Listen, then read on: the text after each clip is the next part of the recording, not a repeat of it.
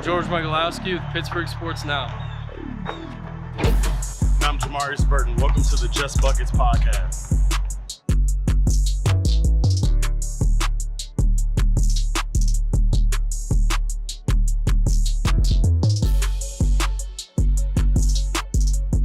Hey guys, Jamarius here. I want to thank the Scoring Factory for sponsoring the Just Buckets podcast.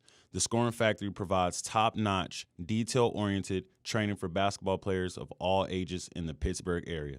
I go to Pete Strobel at the Scoring Factory to fine-tune the details of my game by focusing on the individual skills that have gotten me to this level. Come get some at the Scoring Factory.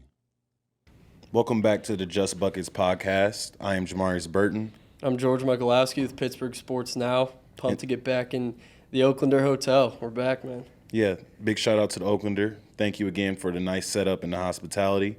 Today we have a special guest, Mr. Blake Hinson, also known as Blake Hinson. Welcome on, man. I appreciate y'all having me. I've been waiting to get on here. Yes, sir. Thanks for coming on. Appreciate that. Yeah. So let's jump right into it, man. You're from Florida, Daytona, right? Deltona. In the middle of, close to Daytona, yeah. So tell us a little bit about, growing up in Florida and, your upbringing a little bit. Man, Florida, just like y'all already know, I love football, and that was the culture in Florida. You had to play football. So it's actually a miracle I'm sitting here right now playing basketball at a high level. But that's all it was, man. Just football for a lot of my young career. Then my dad was a basketball coach. He coached at FGCU before they was Dunk City. I don't even think it was D1 when he coached there. University of San Francisco, James Madison.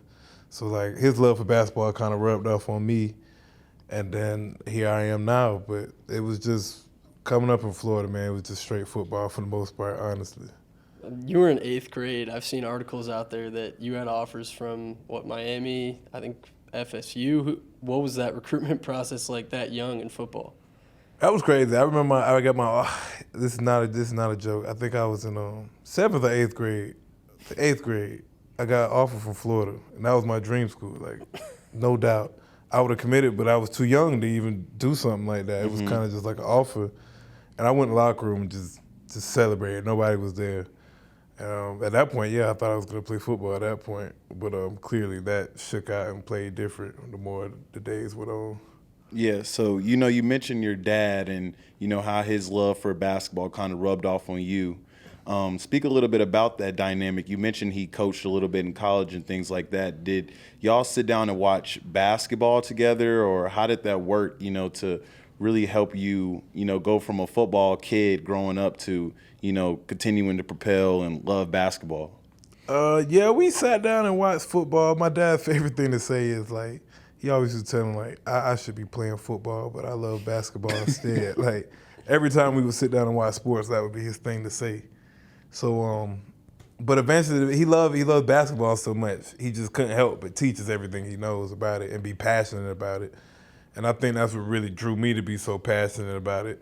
You know what I mean? I'm a competitor, so I love football too. But as far as my passion and my competition, just meeting as one, it really, it's basketball for me.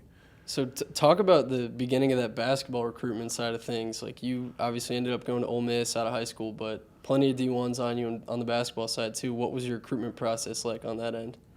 It was cool. It was nothing crazy. A lot of people felt like I should have went back to high school. I left early. I left my junior year from Sunrise Christian.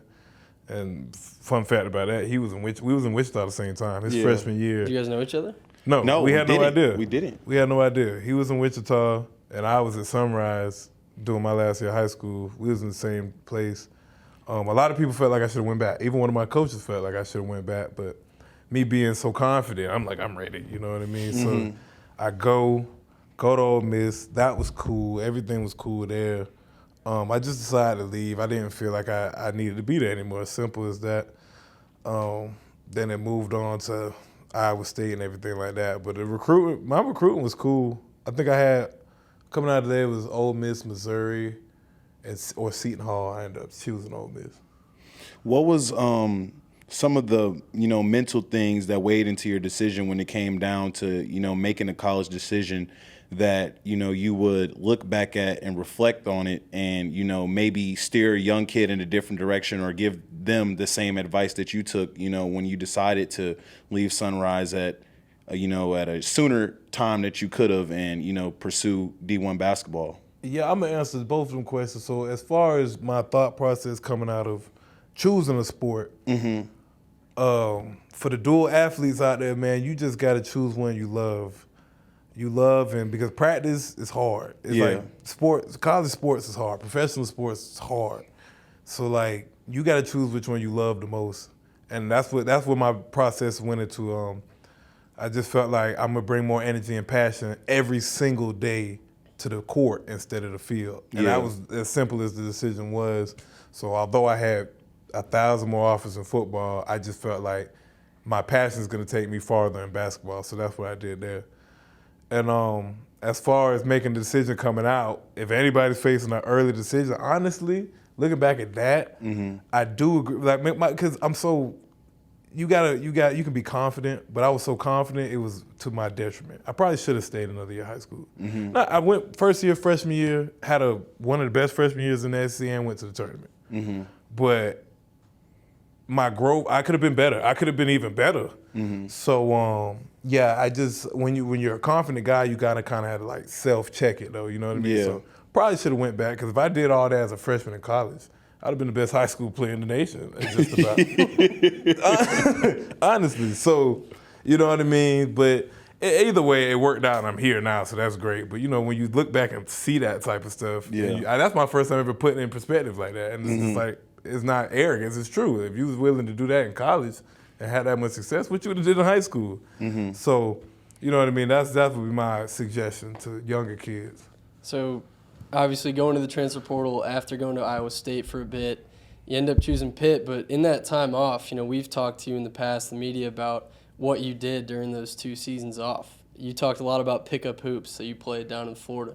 Talk about that experience a little bit. You've mentioned the guys that you played with down there at the LA Fitness still text you, during Pitt games. Is that the case? I'm still in the group chat. So there was a group chat that we would get, because you got some, when you play pickup, everybody can't play. So you kind of get a little group chat. There's people probably at home right now like, what group chat? But get a group chat. And those guys, they still text me. And, when highlights and stuff come out, when we win games, they're always supportive. So that's dope. That's dope that happened. The Just Buckets podcast is brought to you by the Oaklander Hotel, where relaxed luxury meets incomparable services. Located in the heart of Pittsburgh's Oakland neighborhood, they provide extraordinary service and an upscale experience you won't forget. Book the Oaklander Hotel, the best spot for your next stay. That's a lot of love, man. Speaking of pickup, a lot of people don't know this. Prior to the season here, you were playing pickup at the Rec at Trees Hall. Really? Speak about that experience. Is that something that you do to help you get ready and fit for the season, or is that simply because you were off for 2 years, so you wanted to continue to, work on your conditioning and your live reps and, pickup ball? Yeah, that's all it is. It's just like, it's conditioning without realizing it because you're playing basketball. And it's a different art of basketball. It's still basketball, but it's a different art. Like, I'm a full-fledged point guard on pickup. You feel what I'm saying? But like in college setting, you got to give it to a point guard. You feel what I'm saying? So it's different and it's fun. It's a different way of doing things. But it still brings out the competitive in me, which I always do. I like competing. I like playing video games, pickup, whatever you want to do. We play rock, paper, scissors. I like to compete, so that's just part of it. Yeah, you mentioned video games a little bit, playing pickup. What are some other things that you like to do off the court, that Pitt fans wouldn't expect? It's just really video games. That's all it is. I'm single too. So, you feel what I'm saying? I can date, and we can date and stuff like that. That's pretty much it. What video games? What games are you playing? I'm doing a lot of Warzone right now, a lot of Call of Duty. I like Crash Bandicoot. I've been doing that since a little kid. I still got the game. I got Dragon Ball Fighter Z. I play that from time to time, just because I'm a Dragon Ball Z fan, though I play that. And that's it. That's all I'm really doing. I want to go back a little bit to when you spent your 2 years off, right? Because a lot of people, you get out of the swing of things, you don't play competitive basketball at this level for a couple years, they can fall off. Mm-hmm. What were some things that you did outside of playing pickup that might have helped you mentally, get yourself ready for the season? Because I anticipate there was some mental hurdles that you had to overcome, to get ready for the season. Man, the best part about trying to get over those mental hurdles, and truthfully, honestly, I didn't have trouble with. Honestly, I didn't, and I think it was a mix between my confidence in myself, because I was definitely out of the loop. 30 pounds overweight, just totally out of it. But like here, nobody could stop me still. So like here, and then my people, like the people I was around at home, like nobody looked at me as a failure. Like yeah. And Speak I think about that's that. the biggest. Yeah, I think that's the most important part, man. And if like that's also another thing I wish if anybody hears is like, if somebody's still trying to make strides in their career, it's not time to look at that person as a failure if they're not in the NBA or in college, because as long as they're working towards it every day and you can see it, then there's really something. It's something there. Yeah. And so yeah, my people never really looked at me like, oh, you need a job, or like, I mean, I was working jobs, clearly, but it wasn't like, you need to stop pursuing the basketball thing, it's over. Like, no one ever looked at me like that. So that's what kept my mind space really clear, like, and made it feel still realistic. And you obviously when you were down there, you were working out still. You said you were a bit overweight, but you clearly stayed in shape to come in at Pitt and average second most points on the team right now. You're putting up all ACC numbers. Like, what was, in your mind, your role going to be at Pitt once you decided to come here? What were you envisioning your career at Pitt to look like at that time? Whatever hard work take me. I mean, I would be lying if I said I knew I would be in this position right here, but I knew I was going to compete regardless of what position I was going to be in. I knew I was going to be a hard out for anybody, regardless of what happened up into this season. So I could be the judge, I could be the worst four-man in the ACC, apparently, but I'm still going to compete. Yeah. I'm still going to compete, it doesn't matter. So, yeah, I can't really tell you what I seen coming, but I knew I was going to compete regardless with anybody.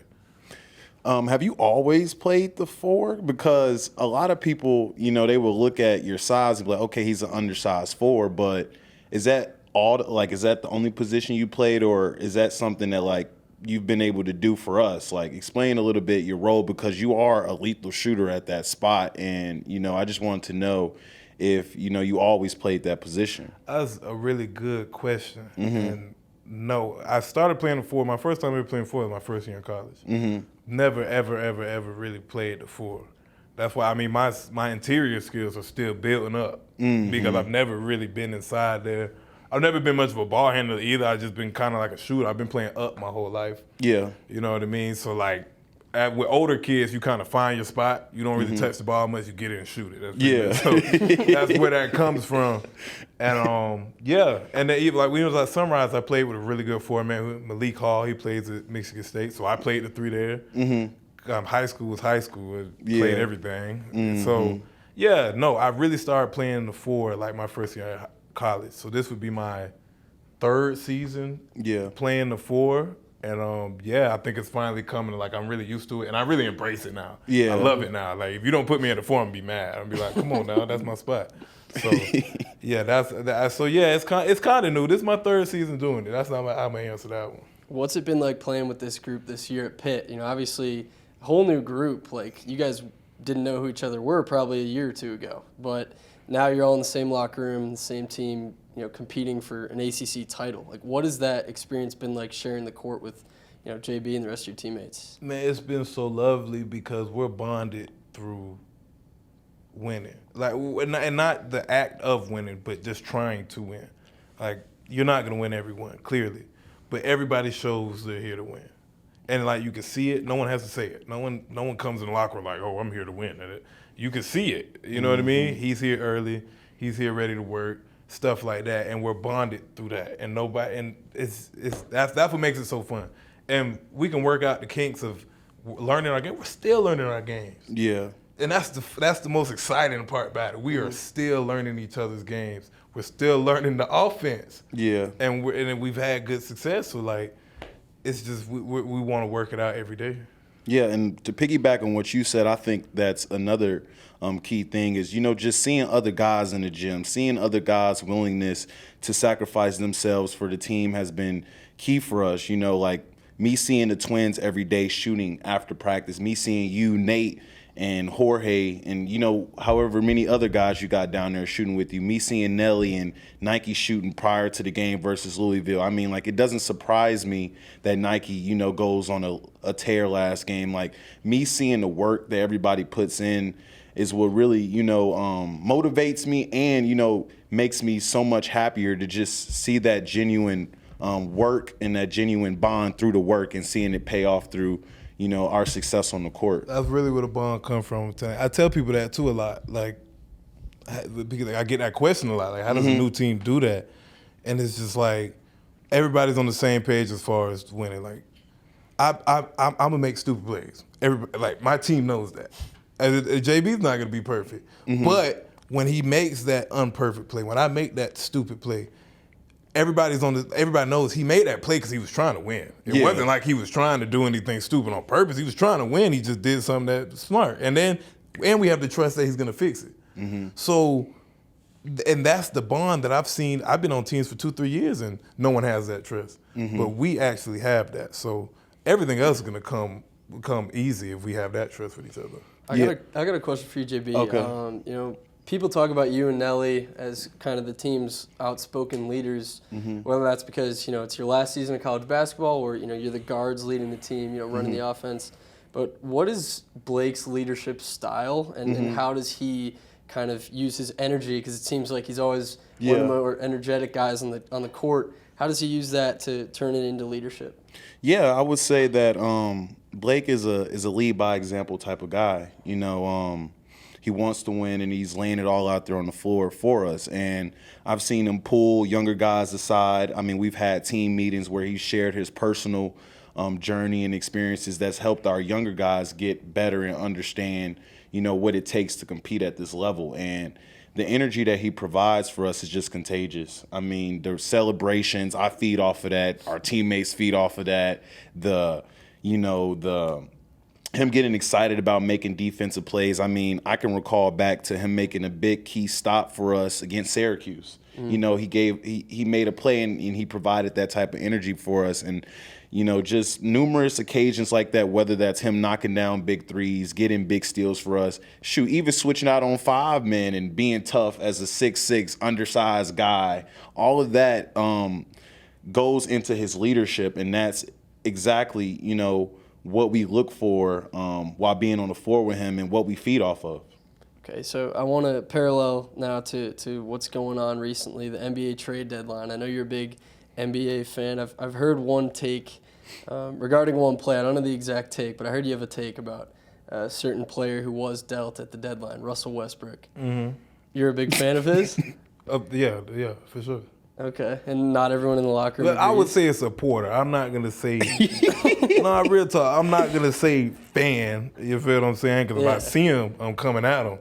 But, like, I'm a supporter. I see greatness and I respect it, for sure. Yeah, I got you. What do you think about Kyrie joining Luka? Who's getting the ball, last second of the game? Who's getting the ball, Kyrie or Luka down there? Well, hopefully they don't care who gets it. But I'm clearly going to put it in Luka's hand to begin with, I feel like. And then moving forward, I'm going to get – I mean, you can't – the special thing about that is you can't double Luka anymore, which is going to be so scary. And I don't know how you're going to guard it. I don't know, but the Western got so stacked. There's a lot of offense you're going to have to deal with nowadays. So I don't know, but I think that should work for sure. And then as far as my boy Brody – I don't think he's going to play for the Jazz. I don't think anybody. Hopefully he goes to the Clippers. Cross my fingers he goes to the Clippers, which it's kind of looking like he's going to go there. And you heard it here first. They're going to win the finals. So what do you think? What do you think he's going to bring to that team then? A top 3-point guard in the league is going to be playing next to Paul George and Kawhi Leonard. You don't agree? You don't agree, JP? Clearly, you don't agree. I mean, it didn't work. The reason why I don't agree because I feel like they just had John Wall, a very similar downhill type of player, and I don't know. What's the difference going to be when The you difference add is John Russ. Wall is not a top 3-point guard in the NBA. And Russ is. Indeed. It's Luka, Steph Curry, Russell Westbrook. We don't have. I'm I wish taking I Dame. wasn't serious. I'm taking Dame. I'm taking Kyrie. You could take all that. I'm taking the Brody. Halliburton from the Pacers. Stop it. What you mean stop it? He leads the league in assists. Stop it. Well, The next subject. that's the beautiful thing. We're going to find out. The trade deadline just happened, so we're going to find out. Yeah, we don't know where he's gonna be at. He could be if he don't go to the Clippers, then no championship clearly. But if he goes to the Clippers, championship. You heard it here first. Heard it here first on the Just Buckets podcast. Yes, so, we did. Know you're a big football fan as well. Tom Brady retiring recently. I know you're a big Bucks fan. That's love. That's love. How was that whole situation with Brady coming out of Tampa the past few years? Awesome. Awesome. I've never been such a proud Bucks fan, if I'm being honest. Mm-hmm. He's gone now. I do appreciate everything he did for us. His last season we got hurt up bad, honestly, and I kind of felt bad for the dude. There was really nothing he could do. He's not mobile. Our line was kind of giving up. Our line played good. Shout out to the line, too, but the line wasn't good enough to hold down a 50-year-old. You know what I'm saying? You got to be nearly perfect, and we weren't, and we lost. And that's fine. We still went to the playoffs due to our conference being absolutely terrible, our division. But we went, and, I'm a proud Bucks fan. Go Bucks. So who do you have in the Super Bowl? Because your Bucks aren't there. But I heard you got sworn in. Yes, you didn't have to tell people that. But now that it's out, I have been blessed into the Eagles family.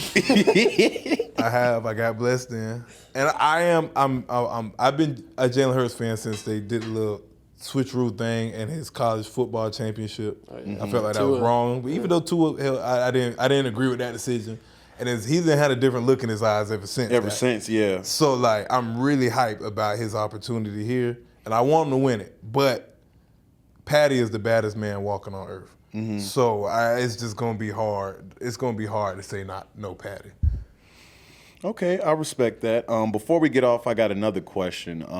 Have you done anything this year? Because I know you've been out 2 years and stuff like that, but have you done anything personally that has shocked you? Because I can recall a few plays where I seen you pull something off, and I'm like, wow, that's a bad man right there.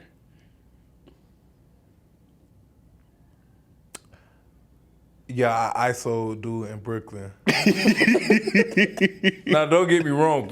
See, that. If you ever want to know how I play and pick up, it was that. Okay. That's so boom. So I got stuck with the ball at half court, and the first thing I thought of was LA Fitness. And I'm like, real talk. And I'm like, well, you know what I mean. So and then I don't do that often. I'm gonna be honest, but I do it at LA Fitness often, so I got to show it. If we notice another ISO situation down the stretch here, we'll know what I'm thinking. Call it the LA Fitness. LA, know what I'm thinking. I'll say, go to work, LA Fitness, LA, we in LA Fitness Hit him with today. the Trees Hall. Hit him with the Trees Hall. So yeah, I think that's the only play to really just say I didn't expect that to happen. And I didn't really. When I let it go, I didn't really think it was going in either. But well, I'm gonna give my personal play that really surprised me. And again, it was in that Syracuse game. It was I think you dunked on the 5-man. I don't know what it was. I don't know if it was a cut or I think it might have been a cut. Yeah, it was a cut. Fanny got the rebound, and then I cut. And I dunked that candy. Yeah, we gotta clip this one in, but that's the one that stands out to me, not the most, but one that really surprised me. Like you knocking down some dagger threes, like it doesn't surprise me anymore. Like I have complete confidence, even if I throw it to you at the half court line, that you'll pull it. Right. But when you got up and you caught you a body, caught you a little poster. Yeah, that's what surprised me the most. What are we gonna see from you? You got anything hidden up the sleeve? For me? Yeah. We just gonna have to see, man. A lot of my moves I don't even pre-deceive. Like I just go out there and play, and I'm pretty sure you can attest to that. Some things you go out there and you play, and you able to pull some things off in the midst of competition, man. For sure.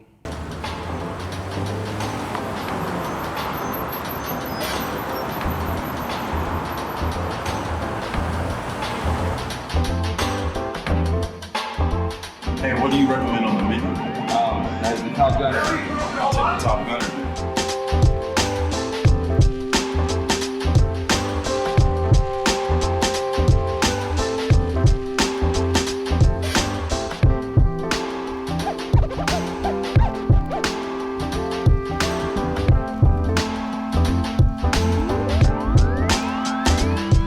Thanks, man. Appreciate it.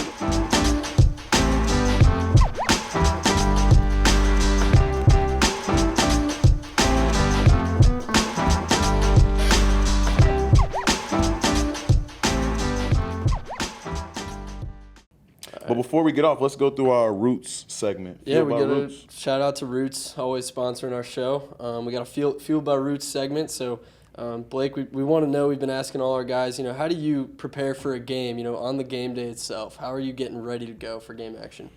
All right, so I'm gonna wake up and I'm gonna drink about 2 bottles of water, two bottles of water at the minimum. Mm-hmm. I'm trying to really get a lot of water in before pre-practice. So pre-practice come around, let's just say it's a morning game, so I'll come in, I won't eat much, probably a bowl of oatmeal. Practice, then after that, 4 bottles of water. So I'm still trying to get a lot of water. I don't like to eat much before the games. Mm-hmm. So then that's when pregame meal starts. I eat whatever they get. It's usually like pasta with some chicken or something. I try to use much of that because I know I need the carbs. So I eat bread there too. I eat like 2 breadsticks and some pasta because I know I need the carbs. And that's it for me. It's just water. I'll probably do like 4 more bottles of water. Mm-hmm. Definitely trying to be hydrated as possible. Mm-hmm. And then it's showtime. It's showtime. Some beet juice before the game, which they give us. And that's pretty much it. That's how I fuel up. What about music-wise? Is there anybody that you putting in the headphones to really get you going? Yeah, for sure. So after shoot around, I gotta calm down. Mm-hmm. I'll be really excited.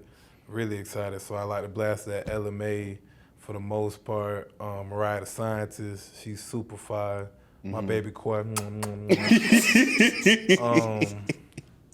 Who else? It's a lot, but that for the most part is them. It's them. And then after that, I turn it up with a little Kodak and Future when it's like 30 minutes, 45 minutes for game time.